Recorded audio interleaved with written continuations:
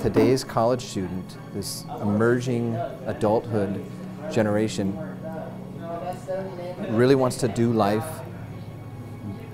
on their own. They want to be the guide of their own life. They're not looking for mentors. I think one of the biggest misconceptions about mentoring is that it's for kind of the professional. It's for the person who's really got it all together. You know, we could probably all identify one or two people in our lives that we look up to and we think, man, if only my life could be like those people. And we put those people in the role of kind of the ideal mentor.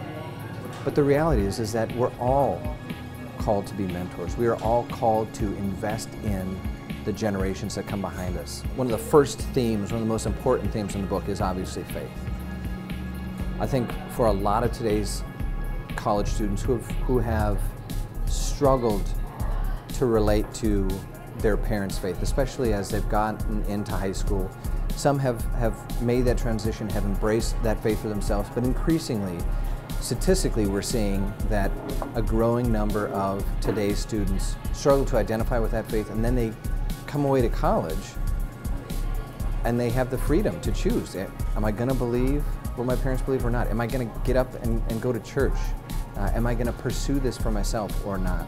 We need to help today's student recognize the need to be asking some bigger questions during this specific season of life, a very unique season that, again, is really designed for asking questions, exploring answers, and being fully open to God in the ways that God wants to lead and shape them during this season of life. And I think it would make why they're going to college much more obvious, where they choose to go to college much more intentional, and then how they approach those very formative years. The book offers up 10 to 12 different ideas, different areas of importance for today's college student to really consider, to spend some time thinking through and praying through. And hopefully together, as God's Spirit kind of moves in their midst, truth would come to light and a way forward for that student would begin to reveal itself.